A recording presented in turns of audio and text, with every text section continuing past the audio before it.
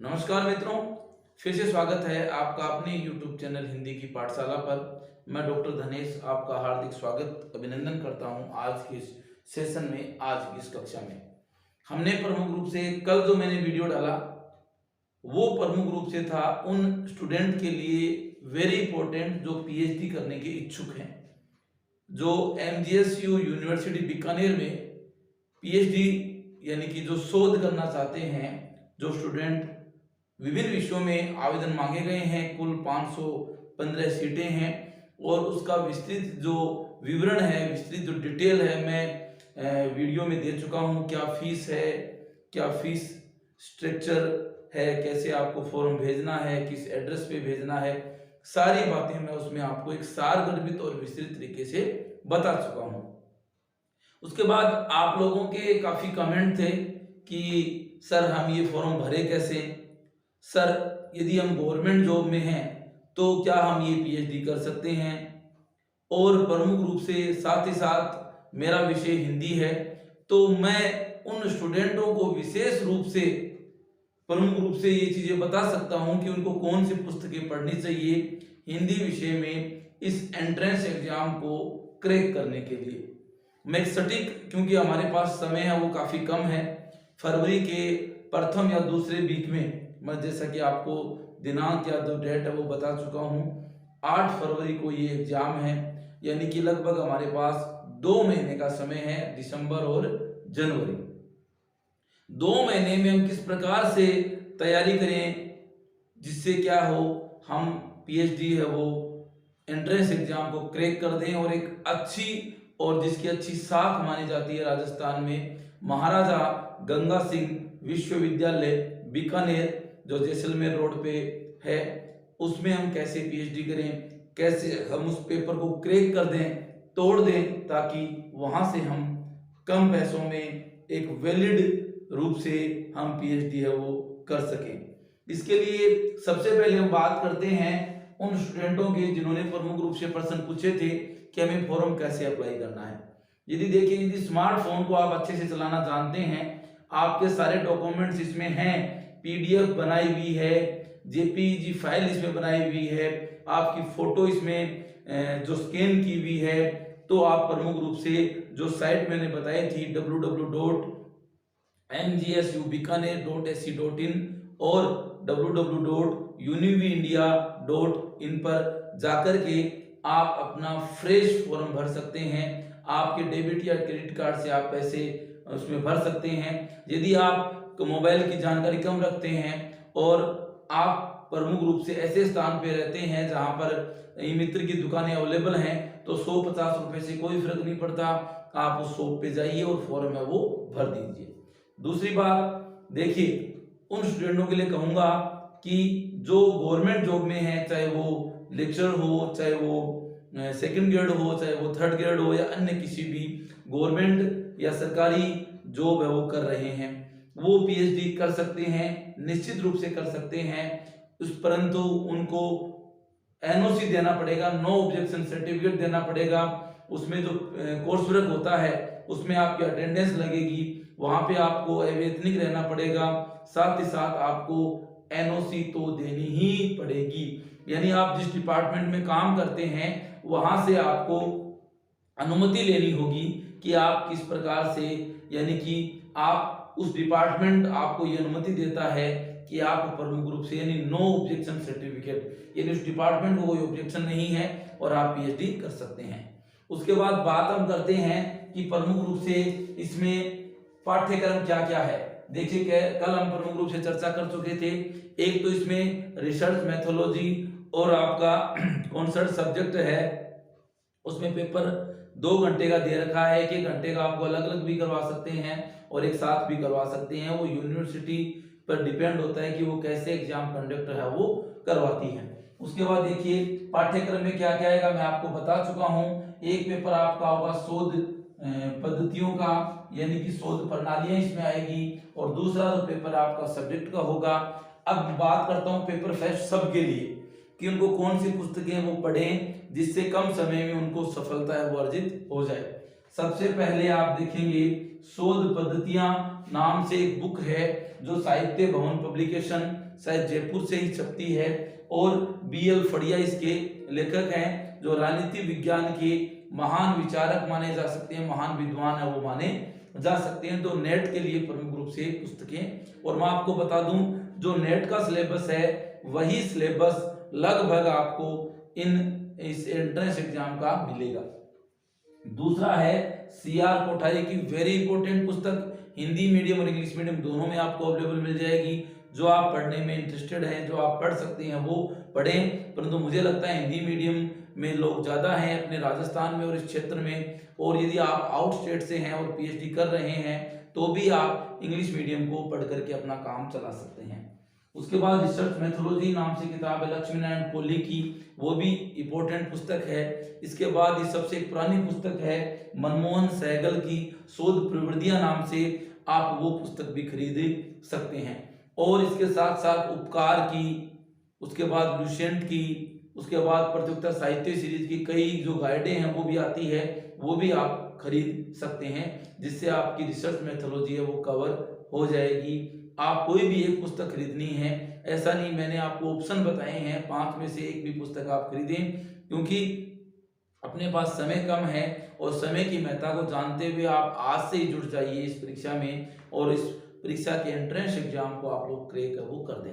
अब देखिए यहाँ चलते हैं हिंदी में, यानी कि विषय से संबंधित कौन सी पुस्तकें आपको पढ़नी चाहिए, कौन सी पुस्तकें हैं वो आपके लिए इंपॉर्टेंट है, कौन सी पुस्तकें आप प्रमुख रूप से पढ़ेंगे तो आपका काम है वो चल जाएगा। देखिए हिंदी में कुछ चीजें फिक्स होती है कि भाषा के बारे में अगला पूछेगा तो पूछेगा, उसमें कोई दो राय नहीं है। भाषा, हिंदी भाषा जो है उसको प्रमुख रूप से अगला पूछेगा। भाषा का साहित्य, यानी कि हिंदी भाषा कैसे बनी, कौन कौन सी उपभाषाएं हैं, कौन कौन सी बोलियां हैं, कौन कौन से परिवारों से ये भाषाएं हैं वो निकली है, इन चीजों को हमें पढ़ना ही पड़ेगा, इसमें कोई दो राय नहीं है। 2 नंबर पे है हिंदी साहित्य का इतिहास, वेरी इंपॉर्टेंट। हिंदी साहित्य के इतिहास के बिना आपका काम नहीं चल सकता, चाहे आप छोटे से छोटा एग्जाम दे दीजिए या बड़े से बड़ा एग्जाम दे दीजिए। यहाँ तक मैं बता दूं कि कॉलेज लेक्चरर यानी कि असिस्टेंट प्रोफेसर राजस्थान हो चाहे कहीं पे भी हो, एक अलग से पेपर हिंदी साहित्य के इतिहास का लगाया गया है, और बच्चा 11वीं क्लास से जो साहित्य लेता है वो प्रमुख रूप से हिंदी साहित्य का इतिहास पढ़ना प्रारंभ कर देता है।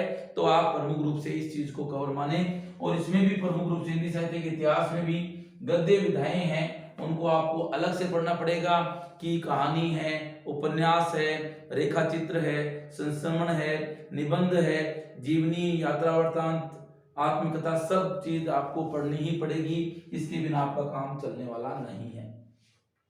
तीसरी इंपॉर्टेंट चीज है काव्य शास्त्र, कि जो काव्य शास्त्र है, चाहे वो भारतीय काव्य शास्त्र हो चाहे वो पाश्चात्य काव्य शास्त्र हो, हम कहाँ से पढ़ें। मैंने प्रमुख रूप से पहले वीडियो बनाए हैं, उसमें मैंने नेट के लिए आप क्या पढ़ें, आप असिस्टेंट प्रोफेसर के लिए हिंदी में क्या पढ़ें, वो मैंने प्रमुख रूप से आपको बताने का एक प्रयास किया है। आप लोगों ने काफी वीडियो को सराहा है, इसलिए आप सभी उसके धन्यवाद के पात्र हैं। और अब काव्य शास्त्र में आपको क्या पढ़ना है, इसके अलावा नेट में कौन कौन सी पुस्तकें हैं उसके लिए आपको क्या पढ़ना है, ये सारी बातें हम आज के इस वीडियो में करेंगे। बचे हुए सेशन में हम इन्हीं चीजों, इन्हीं जो टॉपिक है उन पर चर्चा करने वाले हैं, तो वीडियो को आप स्किप करने की गलती न करें, वरना आप अधूरा ज्ञान न होने ज्ञान से भी काफी क्या होता है, हानिकारक होता है। सबसे पहले हम बात करते हैं हिंदी भाषा और उसका विकास। देखिए बार बार मैं नाम लूंगा विवेक शंकर सर का, जो कोटा के कला महाविद्यालय में एज ए सहायक आचार्य या असिस्टेंट प्रोफेसर की पोस्ट पे कार्यरत हैं। उनकी पुस्तकें हिंदी के क्षेत्र में काफी उनका योगदान है, बहुत अच्छी अच्छी पुस्तकें उन्होंने डाली है। तो कुछ पुस्तकों का उनका मैं जिक्र बार बार करता हूं और करता रहूंगा, क्योंकि मैंने जब वीडियो उनके प्रमुख रूप से वीडियो में उनकी पुस्तकें डाली तो इसके पीछे रीजन है कि मैंने उन पुस्तकों को पढ़ा है, मुझे वास्तव में बहुत अच्छी लगी है, और स्टूडेंट का भी रिव्यू काफी अच्छा है। उसी के आधार पे मैं उनकी पुस्तकों का यहाँ पर प्रमुख रूप से आप पे विवेचन करना चाहूंगा। सबसे पहले हिंदी भाषा और उसका विकास। हिंदी भाषा और उसका विकास, उसके ऊपर विवेक शंकर शर्मा सर की भी पुस्तकें आई है, जो प्रमुख रूप से आपको अमेजोन पे अवेलेबल मिल जाएगी। उनका लिंक या वो प्रमुख रूप से उनका जो नंबर है, व्हाट्सएप नंबर जहाँ से वो मंगवाएं, मैं आपको नंबर है वो डिस्क्रिप्शन में डाल दूंगा।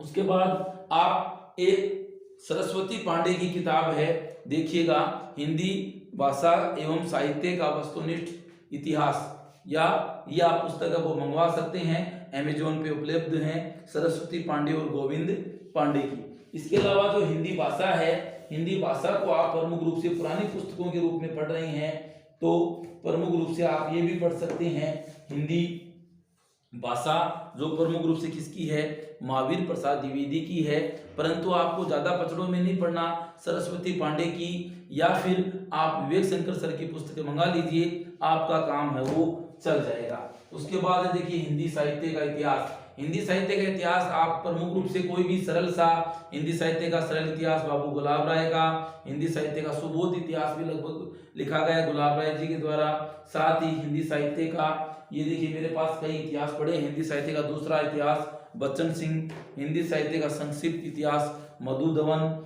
हिंदी साहित्य का आदिकाल प्रमुख रूप से आचार्य प्रसाद द्विवेदी, साथ ही साथ हिंदी साहित्य का इतिहास डॉक्टर नगेंद्र का है वो भी प्रमुख रूप से आप कर सकते हैं। मैं इस पुस्तक को काफ़ी अच्छा मानता हूं क्योंकि थोड़ी मोटी जरूर है पर सारी चीज़ें सारगर्भित तरीके से दे सकती है। फिर भी आप अच्छा पढ़ना चाहते हैं और अधिक अच्छा पढ़ना चाहते हैं या आप प्रमुख रूप से अपने आप में ये चाहते हैं कि मैं और अच्छा मुझे ज्ञान करना है और मैं पढ़ना है, तो आप हिंदी साहित्य का रामचंद्र शुक्ल का इतिहास भी मंगा सकते हैं, परंतु उसकी जो भाषा है वो काफी कलिष्ठ मानी जाती है। इसी में गद्य विधाएं हैं, ये देखिए हिंदी का गद्य साहित्य बहुत इंपॉर्टेंट पुस्तक है डॉक्टर रामचंद्र तिवारी की, ये काफी बड़ी है। यदि आप आगे तैयारी करना चाहते हैं, यदि असिस्टेंट प्रोफेसर की इनकी, तो आपको ये किताब है वो जरूर मंगवानी चाहिए। अब हम बात करते हैं काव्य शास्त्र। काव्य शास्त्र की जो रामबाण है वो ये पुस्तक है। देखिए हिंदी भारतीय एवं पाश्चात्य काव्य शास्त्र जो विवेक शंकर सर ने लिखी है, शिक्षा मंत्रालय और राजस्थान हिंदी ग्रंथ अकादमी की अनुशंसा पर यह पुस्तक लिखी गई है। उन्होंने इस पुस्तक की काफी तारीफ की है और ये पुस्तक काफी आपको हद तक प्रमुख रूप से हर चीज इसमें डबल बार दो बार दे रखी है और ऐसे ऐसे अलंकार उपन्यास अलंकारों का प्रमुख रूप से छंदों का विवेचन इसमें किया गया है जो शायद आपने आज तक नहीं पढ़ा होगा और जो प्रमुख रूप से परीक्षाओं में पूछा जाता है। ये अमेजोन पे अवेलेबल आपको मिल जाएगी। उसके बाद आप प्रमुख रूप से ये किताब जरूर खरीदें विवेक शंकर शर्मा सर की, जो रामचंद्र शुक्ल विचार कोश, जो प्रमुख रूप से विनय शर्मा और विवेक शंकर सर ने मिलकर के इसका संपादन वो किया है। ये जो कोटेशन होते हैं रामचंद्र शुक्ल के, और ये जो कोटेशन वेरी इंपॉर्टेंट होते हैं और परीक्षा में बार बार पूछे जाते हैं, तो आप प्रमुख रूप से इस पुस्तक का भी प्रमुख रूप से अध्ययन है वो कीजिएगा। उसके बाद देखिए मेरे पास ये प्रतियोगिता साहित्य सीरीज की पुस्तक है हिंदी की, जिसमें प्रमुख रूप से नेट का सिलेबस है सारा। ये पुरानी है परंतु नया अपडेट भी अब मार्केट में अवेलेबल है, उसको भी आप पढ़ सकते हैं। जहां तक हो सके आप पुरानी की यदि कहीं से व्यवस्था हो जाए तो आप कर लीजिए। इसके अलावा देखिए नेट के लिए मैंने प्रमुख रूप से दो पुस्तकें आपके लिए रिकमेंड की थी कि नेट की यदि आपको एक साथ एक गाइड के रूप में लेनी है तो प्रमुख रूप से ये चीजें आप ले सकते हैं। इसके लिए एक जो कैलाश गहलोत सर और नैना जैन, इन्होंने प्रमुख रूप से दो पुस्तकें निकाली है मिलकर के, भाग 1 और भाग 2। ये देखिए काफी मोटी है दोनों पुस्तकें, ये दोनों पुस्तकें आप जरूर खरीदें। यदि आप नेट की तैयारी कर रहे हैं और एंट्रेंस एग्जाम दे रहे हैं तो भी ये पुस्तक आपके लिए काफी यूजफुल है वो रहेगी, आप इन पुस्तकों को खरीद सकते हैं। इन पुस्तकों को खरीदने के बाद आपको वस्तुनिष्ठ प्रश्नोत्तर की यदि आवश्यकता हो, यदि हम कहते हैं अनसॉल्व्ड पेपर, उनको भी आप प्रमुख रूप से क्या कर सकते हैं, ये किताबों को खरीद सकते हैं। अमेजोन पे ये उपलब्ध हो जाएगी और प्रमुख रूप से वहां से आप मंगाएं। डॉक्टर कैलाश गहलोत, नैना जैन, हिंदी नेट के लिए पुस्तक है, ये अपने आप में एक प्रसिद्ध पुस्तक है। काफी कम दिनों में ये काफी लोकप्रिय पुस्तक बन गई है लोगों की। तो आप विवेक शर्मा शंकर सर की पुस्तकें यदि सहायक आचार्य की तैयारी कर रहे हैं तो भी आपके लिए इंपॉर्टेंट है। प्रमुख रूप से दो पुस्तकों का मैंने आपको बताया है, सहायक आचार्य पे अलग से मैं वीडियो बना चुका हूं, तो प्रमुख रूप से आप इन पुस्तकों का अध्ययन कीजिए। आपको निश्चित रूप से, मैं ये नहीं कह रहा सारी पुस्तकें मंगाइए, कोई भी एक पुस्तक मंगा लीजिए, चाहे आप कैलाश गहलोत सर की मंगाएं या विवेक शर्मा शंकर की मंगाएं, क्योंकि ये जो पुस्तकें हैं ये अपने आप में आपके लिए औषधि का काम करेंगी। आपको परीक्षा तोड़ने में, परीक्षा को क्रैक करने में अपनी नैतिक भूमिका निभाएंगी। और तो आपको तैयारी करनी है। आपको इस परीक्षा के लिए मेरी अग्रिम शुभकामनाएं। और यदि ये इस वीडियो की जो जानकारी है आप अधिक से अधिक लोगों तक जरूर पहुंचाएं, क्योंकि जानकारी के अभाव में यदि किसी ज़रूरतमंद जो बच्चा है, ज़रूरतमंद जो स्टूडेंट है, वो प्रमुख रूप से किसी परीक्षा देने में वंचित रह जाता है, तो कहीं ना कहीं हम भी इसके एक दोषी है वो ठहरते हैं। और मेरा ये प्रयास रहता है कि आपके समस्त जो जिज्ञासाएं हैं उनको मैं शांत करने का प्रयास करूं। फिर भी कुछ डाउट्स आपकी हैं मन में तो आप उनको कमेंट बॉक्स में जाकर के अवश्य लिखें। यदि आपने चैनल को अभी तक सब्सक्राइब नहीं किया तो प्लीज़ आप सब्सक्राइब कर लीजिएगा और ये वीडियो ज़्यादा से ज़्यादा लाइक कीजिएगा और अपने दोस्तों के साथ शेयर कीजिएगा। मिलते हैं नेक्स्ट वीडियो में, तब तक के लिए धन्यवाद।